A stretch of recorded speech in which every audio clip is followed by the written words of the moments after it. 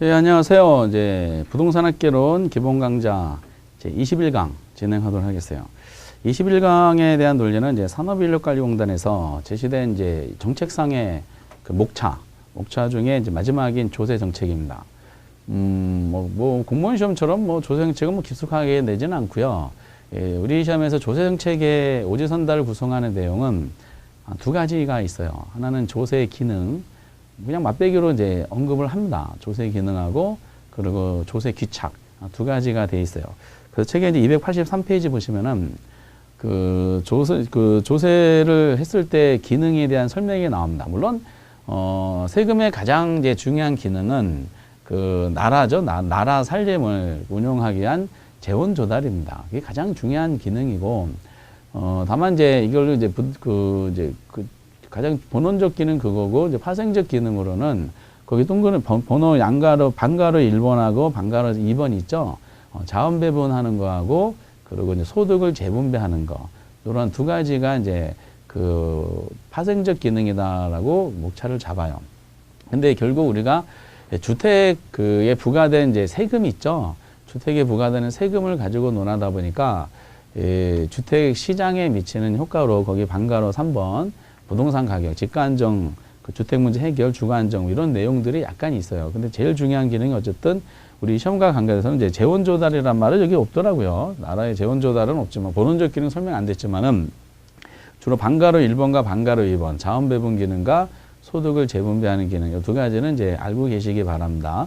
근데 조세 기능이 정답을 체크하는 경우는 거의 없다라고 보시면 돼요. 역사적으로 이제 14회 때 한 번인가 있었던 것 같고요.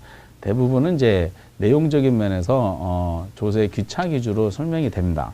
그리고 밑에 조세 정책 내용은 안 읽어도 되고 284페이지에 우리가 주로 논하는 것은 조세 귀착입니다. 이 조세 귀착에 대한 논리를 이해하시기 위한 수단으로는 이런 탄력성에 대한 해석이 되면 돼요. 조세 귀착은 이제 굉장히 단순합니다. 그래서 이건 담아지고 그 나중에 보면은 이게 복잡하지 않고요.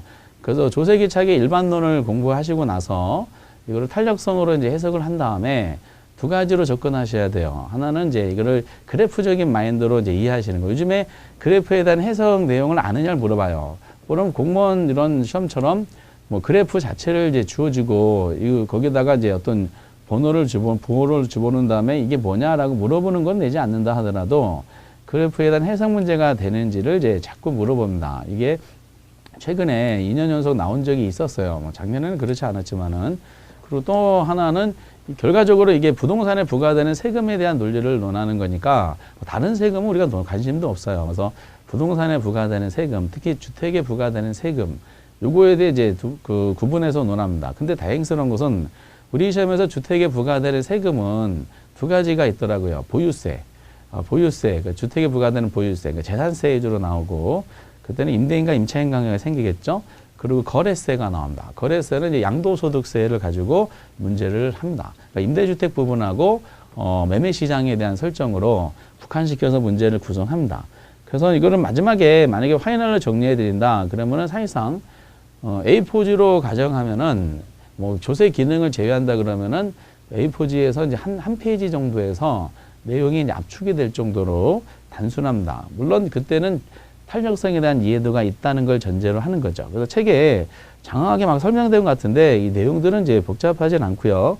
거기 조세 부과가 284페이지에 나와 있고 양가를 1번의 조세 정가 및 귀착 그리고 뭐라고 이제 밑에 쭉 설명이 돼 있어요. 그 그림이 있는데 그림 바로 위에 있는 내용 중에 아주 핵심적인 문구가 들어가 있습니다. 그럼 이 흐름이 어떻게 되냐? 일반론인데 올해는 이제 이 내용은 조세 귀착이고요. 핵심적인 목차를 잡아보면은 요거는 페이지 284부터 등장하죠. 기본적인 이제 흐름은 어떤 논리로 되어 있냐면은 그 정부가 조세를 부과하죠. 누가 부과해요? 이제 정부가 부과하는 거야. 정부가 조세를 부과하는데 이게 누구한테 부과하느냐라는 논리죠. 그 세법 시간에 공부를 하실 거야. 여러분 세법 시간에서는 납세의무자가 누구냐라는 거를 관심을 가져요. 그러나 경제학에서는 납세의무자가 누군지는 관심 없어요. 그 정부가 부과된 세금을 이제 누가 부담하느냐가 관심을 갑니다. 그래서 우리는 이제 담세자 이렇게 논합니다. 담세자, 세금 부담하는 사람, 담세자.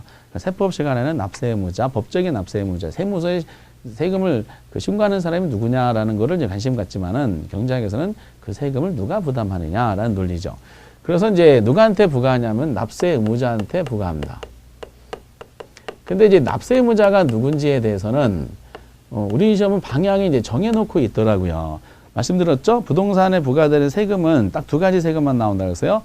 보유세인 재산세하고 그리고 그 거래세인 양도소득세입니다. 그런데 일관된 방향이야. 즉 재산세하고 그 보유세를 논할 때 재산세는 이제 임대주택 시장에 부과되는 거를 가정을 합니다. 이렇게 좀 이따 구체적인 내용 논하겠지만은 그 재산세를 임대주택 시장에 대해 부과했다. 그러면은 납세의무자가 누구냐면은 임대인이 됩니다. 근데 임대인은 이 해당되는 시장이 누구냐면은 공급자가 돼. 임대인은 임차자가 수요자죠. 그리고 양도소득세, 거래세에서 양도소득세는 누구한테 부과하냐? 매도자한테 부과해요. 그럼 이제 매매관계에서 매도자, 매수자가 있는데 그 매도자는 누구냐? 매매관계에서 공급자가 되는 거죠. 그럼 결과적으로 재산세에서 납세의무자는 임대인이 되고 양도세에서 납세의무자는 매도자가 된다. 그럼 수요 공급의 원리에 의하면 누가 된다? 공급자가 되는 겁니다. 우리는 공급자한테 부과되는 세금을 합니다. 공급자. 요것이 되는 거야. 왜라고요? 양도세하고 재산세 부분 때문에 그렇습니다. 그럼 납세의무자는 만약에 주택에 이제 주택이 부과된 세금이 있다. 그러면은 주택의 소유자가 납세의무자가 주택 소유자잖아요. 본인이 지금 살고 있다. 그러면은 이제 전가를 못 시키니까 이때는 납세의무자하고 담세자가 같아져요. 그런데 이거를 임대 주고 있다는 거야. 그 임대 주고 있으면은 임대인이 이거를 임차자한테 일정 부분 떠넘길 수가 있게 돼요. 왜? 재산세는 부동산에 부과되는 세금이고, 그리고 이제 재산세가 부과된 기간 동안은 임차인이 살고 있잖아요. 그래서 당신도 일정 부분 부담해야 되지 않느냐라는 논리로 이제 전가를 시키게 되죠. 그럼 납세의무자한테 부과된 세금을 정부가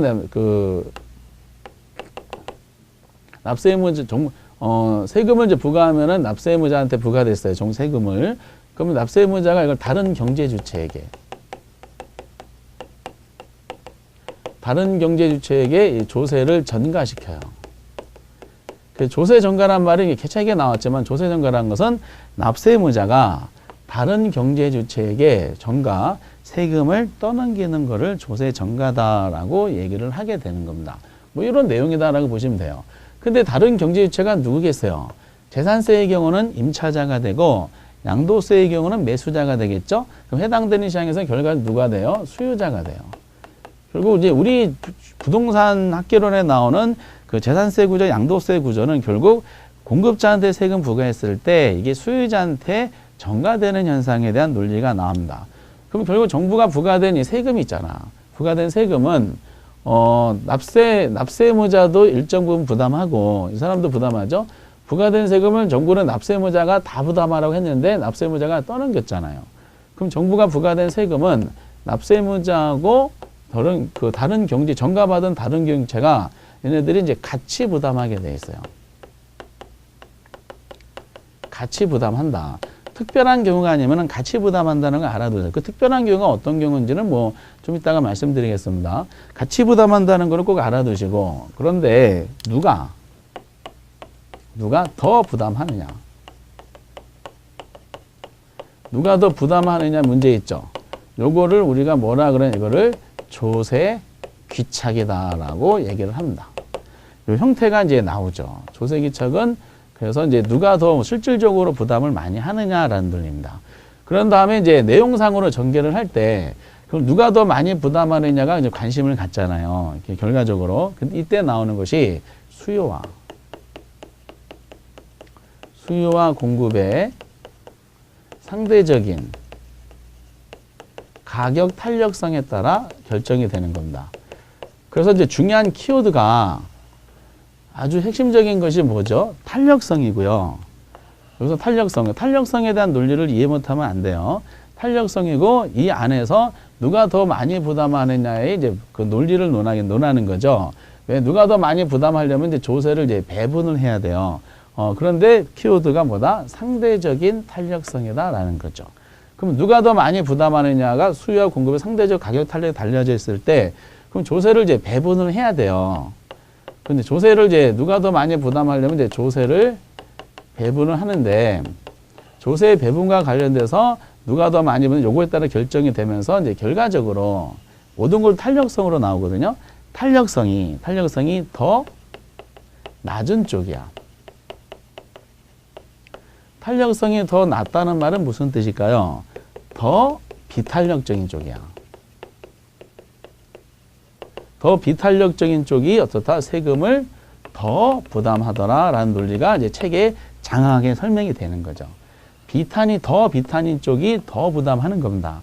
본인이 더 많이 부담하니, 비탄인 쪽이 더 많이 부담하니까 비탄에 빠졌을 거 아니에요. 이렇게. 다만 여기서는 누가 더 비탄이고 누가 더 탄인지를 명시해줘요. 그리고 이제 상대적으로 탄력성이 더 높은 쪽. 더 높은 쪽이란 말은 뭐죠? 더 탄력적인 쪽이지. 더 탄력적인 쪽이 어떻다? 세금을 더 부담하더라 라는 논리가 나오게 되는 겁니다. 그래서 상대적인 탄력성에 따라 달라지고 그래서 더 낮은 쪽이 세금을 더 부담한다는 논리가 페이지 285 거기 방가로 2번 위까지 쭉 설명이 되고 있어요. 이렇게. 그러다가 더 났다가 그 완전 비탄인 쪽이 있어요. 완전 비탄인 쪽이 어때요? 완전 비탄에 빠졌을 거 아니야. 왜 완전 비탄에 빠졌을까? 완전 비탄인 쪽이 세금을 전부 부담합니다. 전부 부담한다는 논리가 나오고, 그리고 이제 더 높다 하다가 완전 탄력적인 쪽이 있어요. 완전 탄력적인 쪽은 세금을 전혀 부담하지 않는다라는 논리가 나오게 되는 겁니다. 결국 이게 이제 말로 나오면은 전부다라고 보시면 돼. 그래서 정부가 세금을 부과하는데 누구한테? 납세의무자한테 부과한다. 그 납세의무자는 근데 그거를 다른 경제 주체한테 세금을 떠넘긴다. 이거 조세 전가다. 그럼 조세 전가 현상 때문에 결국 그 납세의무자하고 다른 경제 주체가 세금을 같이 부담하지 않느냐. 같이 부담하게 되는데 이제 누가 더 많이 부담하느냐. 이런 논리가 조세 귀착이다. 누가 더 많이 부담하는지를 알려면 그 조세를 배분해야 되지 않느냐. 정부가 부과된 세금을 조세를 배분해야 되는데 공급자, 수요자한테 조세를 배분하는데 그 조세 배분의 결과가 수요 공급의 가격 탄력성에 따라 결정되는데 그 탄력성이 상대적 탄력성이라는 거예요. 그래서 상대적 탄력성이 더 낮은 쪽이 더 많이 부담하고 탄력성이 더 높은 쪽이 덜 부담하더라라는 논리로 이제 언급을 하게 덜 부담이죠. 높은 쪽이 이제 덜 부담한다 이런 논리죠. 그러다가 이제 완전 비탄인 쪽이 세금을 전부 부담하죠. 완전 비탄에 빠졌으니까. 그리고 이제 완전 탄인 쪽 세금을 전혀 부담하지 않는다 이렇게 표현하게 되는 겁니다. 그래서 이제 이 예제가 이제 뭐 맨날 똑같아요. 그래서 하나의 예제를 보면은 그 예를 들어서 이제 그 수요가 공급보다 더 비탄력적이면 이라면 이렇게 표현해요. 그럼 여기서 수요 가격에 대해서 수요가 공급보다 더 비탄력적이라면 이렇게 표현했다. 그 누가 더 비탄이야, 누가? 그러니까 누가 더 비탄이지만 알면 돼요. 누가 더 비탄이야? 수요가 공급보다 더 비탄이기 때문에 누가?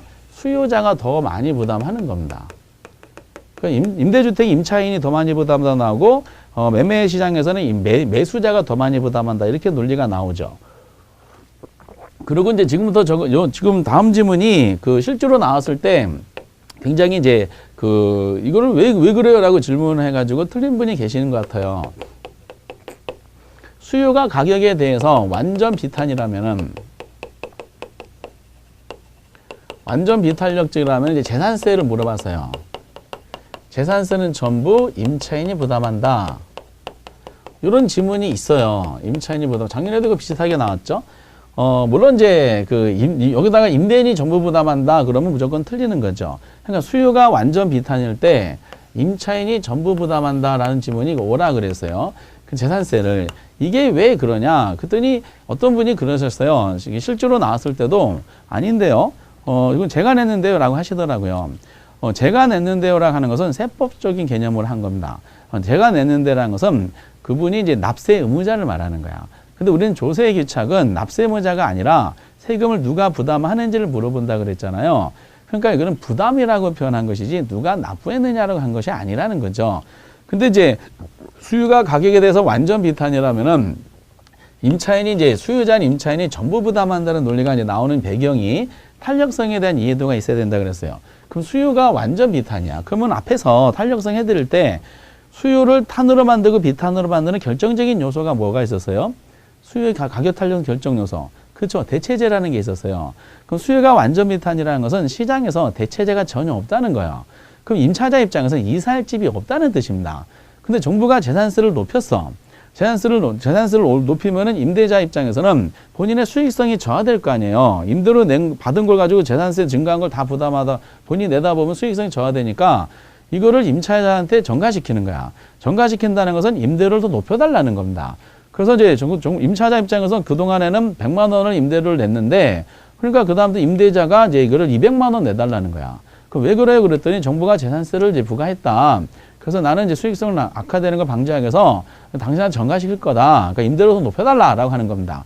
근데 임차자가 기분 나쁘면은 나 나갈래 하면 되잖아요. 나갈래 하고 집을 찾아봤어. 근데 수요가 완전 비탄이야. 대체제가 없어. 집이 없다는 거예요. 그럼 다시 들어올 수밖에 없어요. 알겠습니다. 제가 부담할 테니까 그냥 살게 해주시오. 이런 논리가 나오죠. 그러니까 이사할 집이 없기 때문에 수요자가 결과적으로 임차인이 전부 부담하는 일이 발생하게 되는 겁니다. 그 탄력성에 대한 이해도를 가지고 접근하면 돼요. 물론 완전탄이면은 대체제가 엄청나게 많은 거잖아요. 그래서 임대자가 임대료 높여달라. 그러면 임차자는 뭐 이사할 집 많으니까 나 나간다. 보증금 내달라. 이렇게 내버려요. 그럼 나가지 마세요. 이렇게 할 수밖에 없어요. 그러면 결국 임대자가 본인 다 부담할 테니까 그냥 살아주세요. 이렇게 나올 수밖에 없기 때문에 임차자는 전혀 부담하지 않고 임대인이 전부 부담하게 되는 이런 상황이 되는 거죠. 그러니까 탄력성에 대한 논리가 이렇게 잡히는 겁니다. 그 내용은 별로 어렵지 않아요. 맨날 그 지문이 수요와 공급 중에 누가 더 탄이고 누가 더 비탄인지를 분명히 명시해 주기 때문에 수요와 공급 누가 더 비탄인지만 판단해서 비탄인 쪽이 더 많이 부담한다 라는 걸 생각하시면은 내용이 거의 다 풀려요. 근데 이제 최근에 이게 이제 15회 때 잠깐 맛배기 15회 때 15-1회 때 초창기 때 맛배기 보다가 18회 때 이제 조금 다시 건드리고 한동안 안 나오다가 이제 최근에 다시 나오기 시작한 용어가 있어요. 말씀드렸던 것은 그래프에 대한 해석 능력이야, 이게. 그 책에 나온 그래프를 가지고 이해하시면 안 되고요. 원래 그렇게 그리면은 그래프가 훨씬 더 많아지는데 무시하시고 이렇게 하시면 돼. 그래프적인 마인드를 한번 볼게요. 이게 이제 다른 시험에 참 많이 나오는 내용인데 동일한 내용으로 봅니다. 임대주택 시장에도 한번 논한 적이 있었어요. 이렇게 논하죠. 수요를 이렇게 잡아요. 공급을 이렇게 잡아.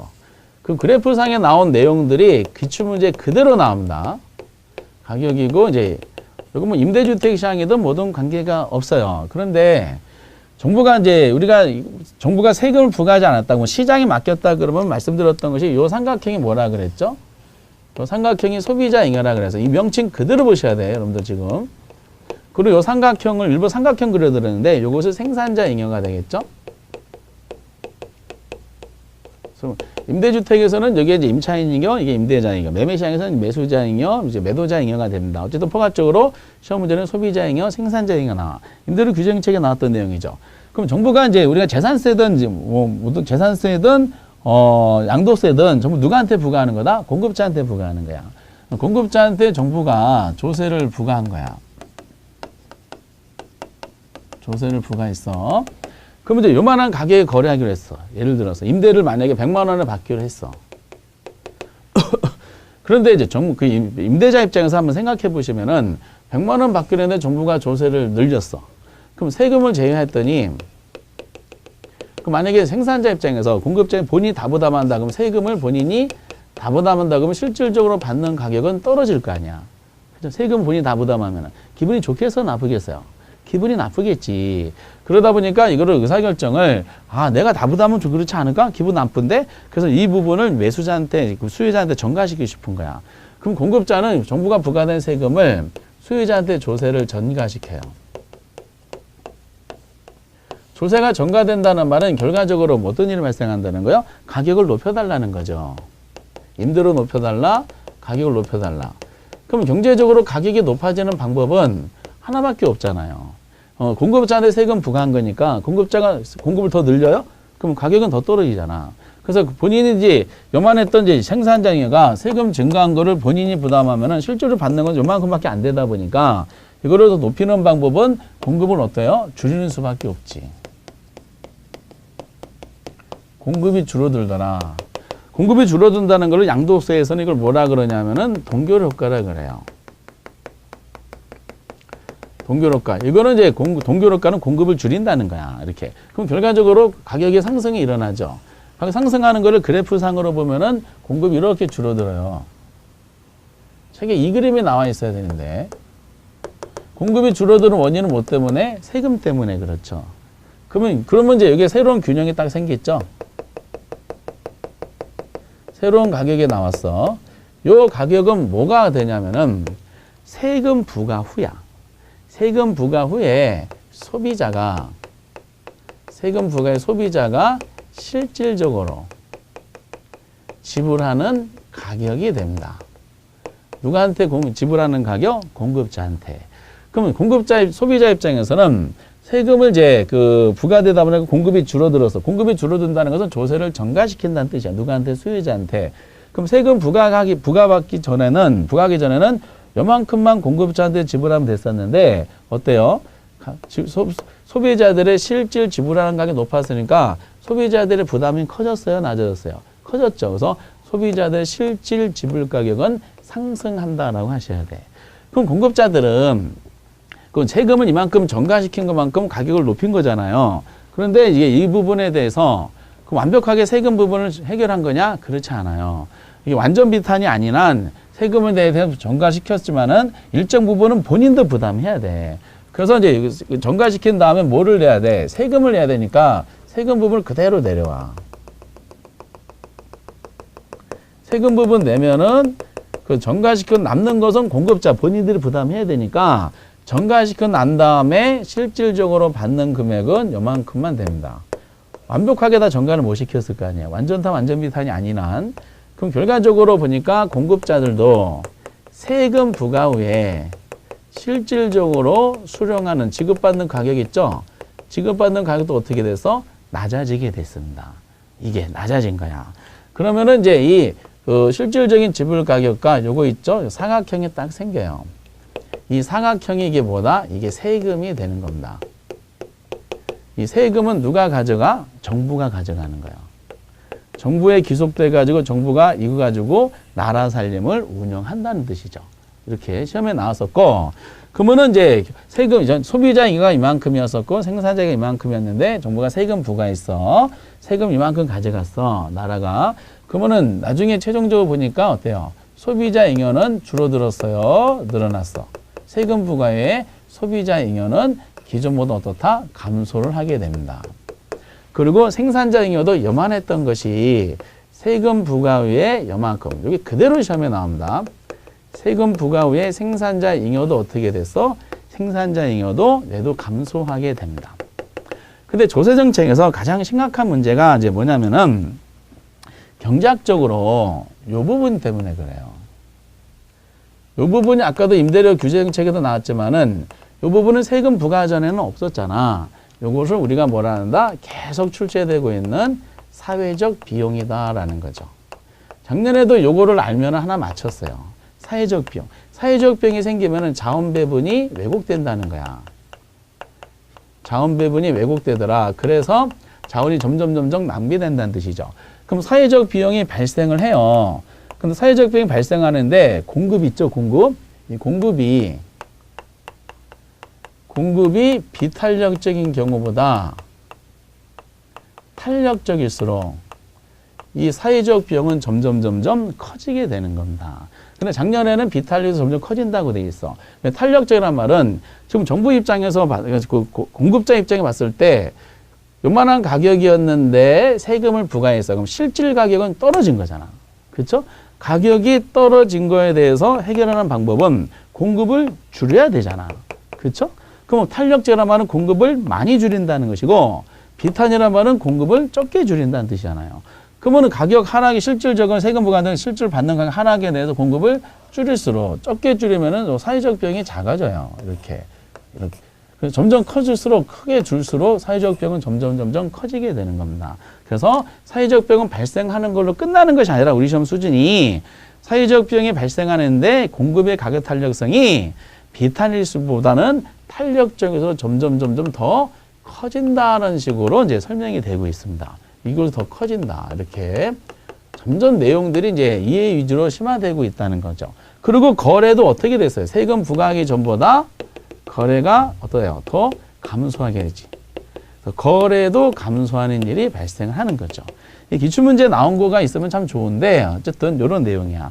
그래서 먼저 이 논리를 그대로 지문으로 나올 때 이걸 해주시고 그리고 요즘에 나오는 내용들이 그래프상에 나온 지문으로 언급합니다. 다시 정리해봐요. 세금 부과 전에는 소비자 잉여랑 생산자 잉여만 있었다는 것을 최초의 그림으로 생각하신 다음에 정부가 세금을 공급자한테 부과한 거야.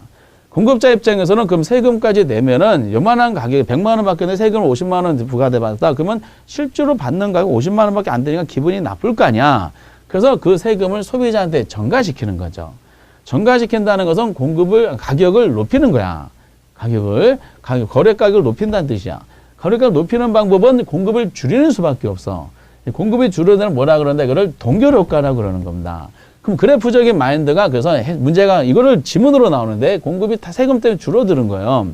줄어들면은 저기 새로운 균형이 생겼을 거 아니야. 근데 새로운 균형이 생겼는데 그 금액을 가만히 보니까 이 금액은 소비자가 실제로 지불하는 금액이더라. 그러면 세금 부과 전보다 소비자 부담은 커졌을 거 아니에요. 그렇죠? 그리고 이제 생산자도 100% 다 떠넘기지 못하게 돼. 완전 비탄이 아니니까 떠넘기지 못하다 보니까 전가시키고 남는 일정 부분 본인도 부담하는 거예요. 본인도 부담하는 과정 중에 실질적으로 수령하는 가격은 줄어들었어요. 그래서 줄어들다 보니까 이제 빨간색 영역만큼보다 세금이 되고 세금 누가 가져간다? 정부가 가져간다는 논리지. 그러고 나서 요 파란색 영역이 계속 출제되고 있는데 이게 뭐다? 사회적 비용은 자원 배분 왜곡된다는 뜻으로서 그래서 사회적 비용이 공급이 탄일 때 크냐, 탄력적으로 크냐, 비탄일 때 크냐 여기까지 시험에 나온다는 거야. 그래서 공급이 탄력적으로 가격 하락한 거에 대해서 어쩌다 많이 줄인다는 뜻이니까 어떤 일이 발생해? 더 사회적 비용이 점점 커지더라라는 거죠. 작년에는 비탄일에서 커진다 이렇게 나왔어요. 그러면 최종적으로 세금 부과 전과 비교해 보면은 세금 부과 전에 소비자 잉여는 이만큼이었는데 이 소비자 잉여 중에 일정 부분 정부가 가져갔고 이거는 이제 일정 부분 인정할 수 있어요.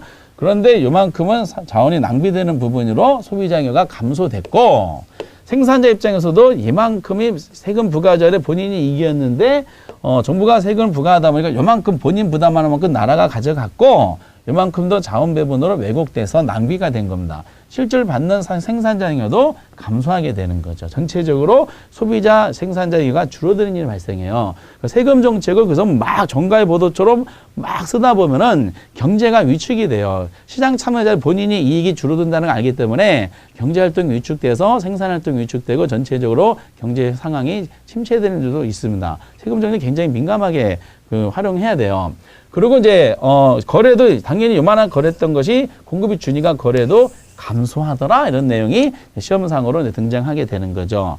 그리고 유명한 지문이 있어. 거기에 이제 285페이지 보시면요. 양가로 3번에 조세 부가 임대주택 시장 해놓고 바로 위에 보세요. 바로 위에 보시면은 동그라미 3번 위에 있는 건 다 설명해 드린 거니까 동그라미 4번 동그라미 4번 줄을 쳐주세요. 별표 치시면서 토지 공공성이 이게 완전 비탄인 거야. 완전 비탄일 때는 토지 보유세가 부과된다 하더라도 자원 배분 왜곡이 초래되지 않는데 꼭 기억해 주세요. 이건 암기가 아니라 이해예요. 이해. 이 조문이 왜 나오느냐? 그럼 거기 자원 배분이 초래되지 않는다 그랬잖아. 자원 배분 왜곡이 초래되려면은 어떤 일이 발생해야 돼? 사회적 병이 생겨야지 자원 배분이 왜곡되는 거야. 경제학적으로. 근데 이제 자원 배분 왜곡이 초래되지 않는 것은 사회적 병이 생기지가 않기 때문에 그래. 어떤 때? 공급이 완전 비탄일 때 그런 거죠. 그럼 이거를 그래프로 한번 해볼게요. 입증하는 게 중요하니까 처음이라서. 이런 상태에서 이게 소비자 잉여고 생산자 잉여잖아요. 그럼 정부가 세금을 부과했다 그랬어요. 정부가 세금을 이제 증가시켰어. 그럼 세금을 이제 내고 나면은 요만한 가격에 거래하기로 했는데 공급자에서는 부과된 세금을 본인이 납부를 해야 되잖아요. 그 본인이 납부를 해야 되는데 요만큼 세금이야. 그럼 실질적으로 본인이 세금 내고 요만큼 거래하겠는데 세금 내고 나서 실제로 받는 가격은 하락했을 거 아니야. 가격이 하락한 거야. 그럼 가격 하락한 걸 회복하려면 공급을 뭐래요? 공급을 줄여가지고 전가시켜야 되잖아. 근데 공급이 뭐야? 공급이 완전 비탄이란 뜻이야. 공급이 완전 비탄이면 지금 가격은 떨어졌잖아. 공급량을 줄여야 되는데 공급량을 전혀 못 줄인다는 뜻이에요. 공급량 전혀 못 줄이기 때문에 이건 세금 누가 다 부담해? 공급자가 전부 부담하는 일이 발생하겠지. 그럼 전가를 못 시키니까 요 세금 자체는 전부 다 뭐다? 세금 자체는 공급자가 다 부담하는 거예요. 공급자가 다 부담하면 공급자의 생산자 잉여는 줄어들었잖아. 근데 보시다시피 소비자 잉여는 변했어, 안 변했어요? 소비자 잉여는 안 변했어. 즉 공급이 움직이지 않는 거야. 가격 하락한 것도 공급이 움직이지 않다 보니까 뭐가 발생해? 공급이 움직인다, 전가시켜야지 사회적 비용이 생기는데 공급은 그대로 있고 공급자가 다 부담하다 보니까 이거는 사회적 공급이 줄어들지 않아서 사회적 비용이 생기지 않는 거예요. 그래서 공급 안전 비탄일 때는 사회적 비용이 발생하지 않기 때문에 자원 배분 왜곡이 초래되지 않는다는 겁니다. 자원 배분 초래되지 않는다는 것은 자원 배분 면에서 효율적으로 계속 유지된다는 뜻입니다. 더 나가서 무슨 일을 발생하냐면은 소득 재분배 효과도 나타나는 거지. 왜요? 소비자 잉여하고 생산자 잉여였는데 소비자 잉여는 그대로 있잖아. 그대로 있고 생산자 잉여만 세금으로 정부가 가져가서 나라 살림 운영하는 거잖아요. 그러다 보니까 생산자 잉여 줄어들기 때문에 소득 재분배 효과가 나타나죠. 뭐 이런 내용으로 옛날에 헨리 조지라는 학자가 토지가 어차피 공급 완전 비탄 아니냐. 그래서 토지에 부과되는 세금은 그 토지 지주인 토지 소유자가 다 부담하고 임차자는 전가를 못 시키기 때문에 토지에 부과된 세금만 가지고도 나라 살림 운영이 충분히 운영할 수 있다. 그래서 토지 단일세 이론은 요 근거에 의해서 한 겁니다. 소득 재분배를 창출하면서. 그래서 공급 완전 비탄일 때는 사회적 비용이 발생하지 않는다. 그래서 자원 배분이 초래되지 않는다. 더 나가서 뭐죠? 소득 재분배 효과도 최대로 나타난다까지 이해하시면 참 좋겠어요. 이 형태가 요즘에 계속 출제가 되고 있기 때문에 그래서 이제 거기까지가 285페이지 그거를 무대뽀로 막 하는 것이 아니라 조세기착은 이해이고 해석의 문제이기 때문에 요 지문은 요거 가지고 100%가 해결이 되고요. 제가 한번 해봤어요. 그리고 이제 그래프 요즘에 이제 내용이 요 내용을 아시면은 좀 난이도가 어렵다고 한 거를 다 또 해결할 수가 있어. 소비자 잉여, 사회적 비용, 그리고 뭐 거래 감소, 생산자 잉여 이런 내용들이 그냥 갑자기 등장한 것이 아니라는 거죠. 이렇게 난이도가 점점 높아지고 있다는 걸 생각하시되 두 가지만 해결하면 완벽하게 문제를 풀 수가 있어요. 근데 이 부분을 이제 우리는 임대주택 그 부동산 정책으로 옮겨놓기 위해서 부과되는 세금이야. 근데 거기에 임대주택 시장에 미치는 효과가 285페이지에 나와. 그것도 똑같아. 똑같은데 뭐만 바꾸면 돼. 조세기착에서 공급자를 누가 임대주택에서 공급자 임대인으로 바꾸면 되고 수요자를 누구 임차자로 바꾸면 돼. 그래서 만약에 수요가 공급보다 임대주택의 수요가 공급보다 더 비탄력적이다. 그럼 어떻게 하겠어요? 수요가 더 비탄력적이라 그러면은 임차인이 더 많이 부담하는 거지. 근데 수요보다 공급이 더 비탄력적이라 그러면 누가 더 많이 부담하는 거야? 임대인이 더 많이 부담하는 거야. 그러니까 임대주택 시장에서는 수요자 공급자라는 표현을 쓰기도 하지만은 이거는 임대주택 시장이니까 수요자를 임차인으로 바꾸고 공급자를 임대인으로 바꿔서 표현할 뿐입니다. 똑같아요. 그 논리가 이제 동그라미 이제 그 방가루 1번에 대한 논리 이렇게 똑같은 설명이 나와 있고 방가루 2번에 시험 지문에 나온 게 있어요. 동그라미 1번 보면 앞에랑 같죠. 수요 공급 상대적 탄력성에 결정된다. 정확한 거 똑같은 논리죠. 그리고 그 다음 페이지 이제 보시면은 동그라미 2번과 3번이 같은 내용인데 동그라미 2번 봤더니 수요가 상대적으로 비탄력적이래. 공급보다. 누가 더 많이 부담해? 수요자가 더 많이 부담하겠지. 그러니까 누가요? 수요자가 임차.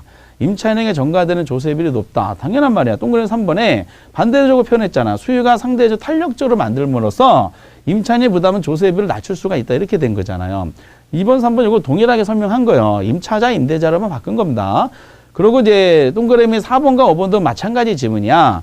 수요 탄력 높이기 위해서 주택 공급량을 확충해야 돼. 그 주택에 뭘 공급해야 되냐? 동그라미 5번 보세요. 공공임대주택 공급은 민간임대주택 시장에서 수요 탄력성을 높일 수가 있다는 거야.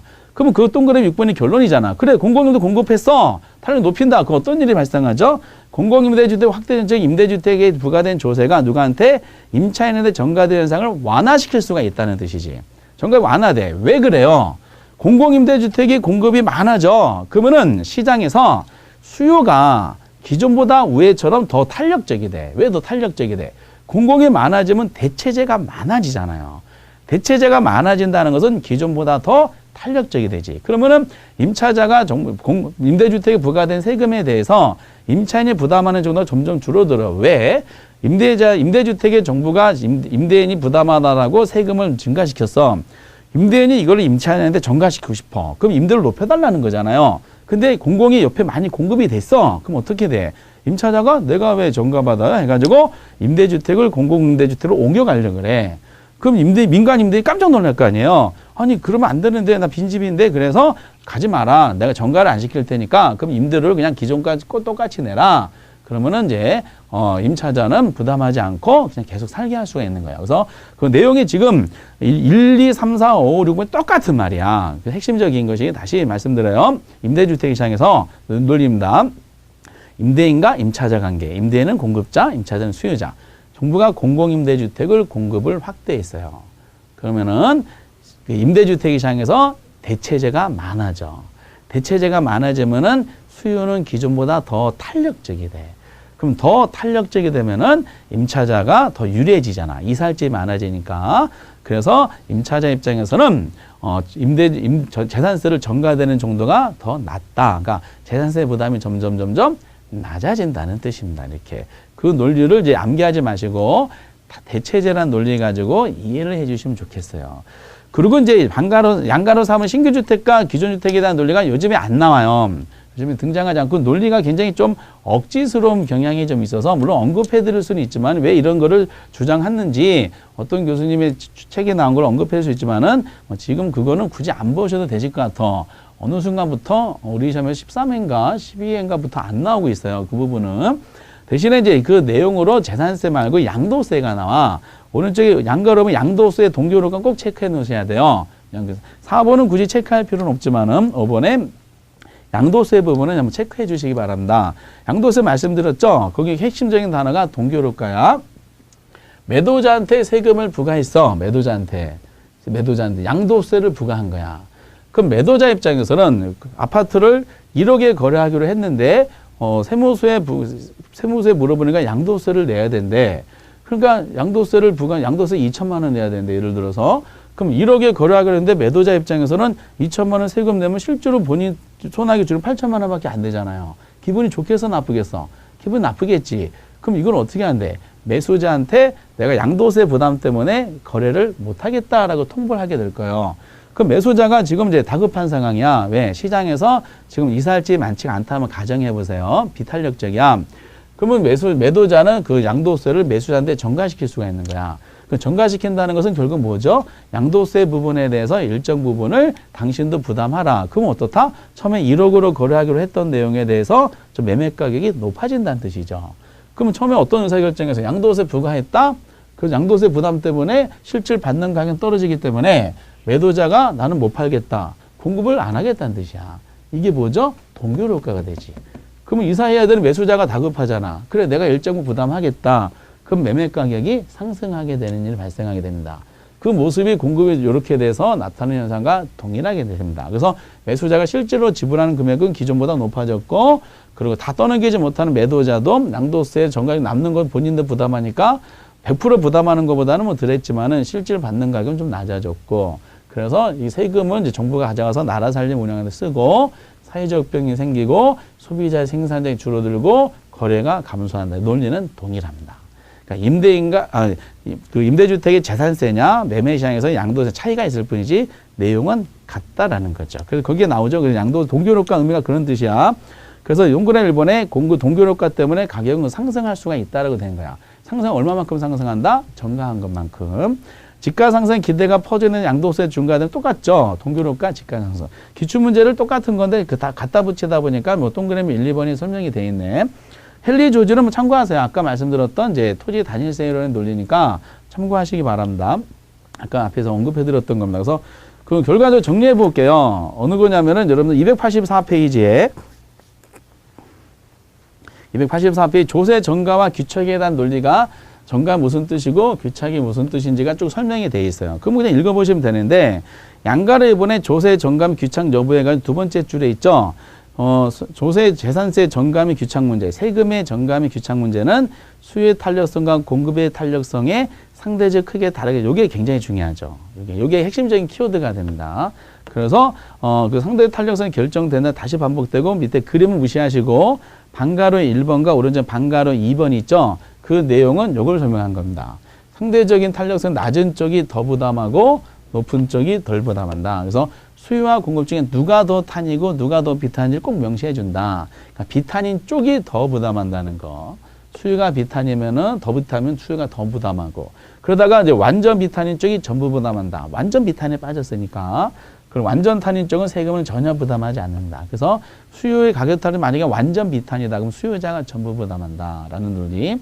그리고 이제 그 내용이 양가로 3번인데 양가로 3번에서 285페이지 양가로 3번에서 동그라미 4번은 이제 별표를 별도로 쳐주신 다음에 자원배분 왜곡이 초래되지 않는다 말이 뭐 어떤 뜻인지 공급 완전 비탄일 때 이런 내용으로 좀 설명해 드렸었어요. 이렇게 설명해 드리고 그거를 이 그래프로 책에 나오지 않았기 때문에 그래프에 대한 해석에 갖는 게 되게 중요하다. 이것만 해석되면은 밑에 285페이지 양가로 3번 임대주택 시장에 대한 논리 그리고 신규주택과 기존주택이 사실상 이제 이게 요즘에 안 나오니까 의미가 없고, 그리고 287페이지 양도세의 동결효과 요 정도. 우선 양가로 3번과 양가로 5번 정도만 정리해 주시면 되실 것 같아요. 그래 놓고 이제 그 다음 페이지 288에 보면은 작년에 나온 기출문제가 있죠? 한번 풀어볼까요? 이렇게 돼 있어. 옳은 거야. 1번에 소유자가 거주하는 주택에 재산세가 부과됐대. 그럼 여기서 포인트는 뭐냐면은 재산세가 주택에 부과되는데 소유자가 직접 살고 있다는 거야. 그러면은 임대하지 않는 거죠. 그렇죠? 그럼 그 정가 현상이 나타나 안 나타나? 안 나타나는 거예요. 그러면은 그런 주택에 대해서는 당연히 수요가 증가하겠어요, 감소하겠어요? 당연히 재산세가 부과되면은 수요는 주택에 대한 수요는 감소하겠지. 증가하는 감소. 수요 감소하니까 당연히 가격은 하락할 거 아니야. 1번은 틀린 거야. 그냥 맞대기로 낸 것이고 2번 보세요. 임대주택 재산세 부과. 아, 이제는 소유자가 본인이 사는 것이 아니라 임대주고 있네. 그럼 뭐겠어요? 임차인한테 전가시킬 거 아니야. 임차인을 전가시킨다? 그럼 재산세가 부과되면 임대 공급이 증가해요? 아니잖아요. 전가시키려면은 임대료를 높여야 돼. 그럼 공급이 어떻다? 감소라고 해야 되지. 공급이 감소하니까 공급이 감소했는데 임대료가 하락하겠어? 임대료가 상승하겠지. 반대로 설명됐죠? 3번은 취득세율을 낮추는 거죠. 이거는 뭐 전가가 아니라 이제 취득이네. 취득 낮추면 당연히 수요는 증가하겠죠. 감소가 아니라 증가. 이건 상식적인 지문이고, 4번에 동결효과란 말이 나왔어요. 그럼 소유자가 양도세를 납부하기 위해 주택 처분을 적극적으로 하는 거야? 아니잖아. 동결효과는 공급을 줄인다는 거죠. 세금 때문에 나는 거래를 못 하겠다라고 하는 거지. 그래서 적극 추진한 것이 아니라 뒤로 미루는 거죠. 공급을 안 하겠다. 공급이 증가돼요? 감소하는 거예요. 그 5번에 토지 공급의 가격 탄력성이 0이래. 공급의 가격 탄력성이 0이라고 그랬잖아요. 0이 뭐였었어? 0이란 말은 공급이 완전 비탄의 뜻이잖아. 공급이 완전 비탄이고 세금 누가 다 부담해? 공급자가 다 부담하는 거죠? 근데 소유자가 전부 부담한다? 맞잖아. 토지 소유자가 누구야? 공급자니까. 이렇게. 그래서 정답은 5번이 되는 겁니다. 이게 가장 전형적인 문제고 잘 낸 것 같아요. 그냥 필요한 것만 딱딱 집어넣어가지고 조세 정책에 대한 해석을 정확히 아느냐 논리고 나온 겁니다. 그래서 여기까지 하시면은 정책론에 대한 논리가 이제 마무리되는데, 전체적으로 다시 한번 말씀드리면은 그 준비를 하실 때 이렇게 하셔야 될 것 같아. 정부의 시장 개입이 말씀드린 적이 있었죠. 외부 효과까지 시장 실패, 정부 시장 개입 이유, 방법, 그리고 이제 외부 효과, 시장 실패, 그리고 외부 효과. 거기서 보통 한 2개 정도가 자주 나와요. 외부 효과 때문에 자주 나오고, 전체적인 거 하나, 그리고 이제 외부 효과 이렇게. 그리고 또 하나 주택 정책. 주택 정책에서는 임대주택 정책. 임대주택 정책에서 임대료 규제를 중심으로 임대료 보조, 공공임대주택. 요번 순환 때 안 해드렸던 법이 좀 개정된다는 얘기가 나오는 공공임대주택은 특별 법령상의 내용과 민간임대주택에 대한 논리, 법령상에 대한 논리, 요거를 첨가해가지고 요것도 한 문제 반 정도가 나옵니다. 이렇게. 그러니까 정부 시장 개입하고 임대주택 정책 내용이 이제 중추적인 역할이야. 그리고 조세 정책의 조세 기착인데 이거는 내용상으로 얼마 안 돼요. 요것만 잘 이해하시고 그래프적인 마인드가 되면은 100% 다 해결이 됩니다. 그러니까 탄력성에 대한 이해도가 돼야 된다는 뜻입니다. 그래서 조세 정책은 뭐 나올 때 있고 안 나올 때 있고. 근데 가장 문제가 토지 정책. 토지 정책이 책에서 많이 설명이 안 돼 있어요. 공법 내용만 잔뜩 집어넣는데 공법 내용에서 어느 게 줄지는 사실상 불가능합니다. 예측하기 어렵지만은 이제 용도 지역주의 위주로 해서 판서해드린 거. 그래서 책에 없는 것도 보충해서 설명을 해드린 게 있어요. 환지 방식에 대한 논리. 그래서 토지 정책을 제외한 정부 시장 개입, 주택 정책, 조세 정책 이 세 가지만 가지고 해도 네다섯 문제 중에 서너 문제는 분명히 맞힐 수가 있고요. 토지 정책 내용이 학개론 책에 있는 게 나왔다 그러면 다섯 문제 다 맞힐 수도 있습니다. 그래서 우리는 이제 정책을 여기까지 이제 잘 정리해 놓으시면은 40문제 중에 최소 18문제 정도는 맞히신 거야. 거의 절반 정도 온 거다 하시고, 그 다음 주제가 만만치가 않아요. 그 다음 주제가 이제 투자론이라는 장벽이 나와 있어요. 그래서 투자론이 어떤 논리가 나오는지 이건 다음 시간에 한번 해보도록 하겠습니다. 여러분들 이번 시간에는 이제 21강에서는 조세 정책을 했어요. 탄력성이라는 응용 문제다라고 생각하시면서 잘 이해 위주로 정리해 주시기 바랍니다. 대단히 수고하셨습니다. 감사합니다.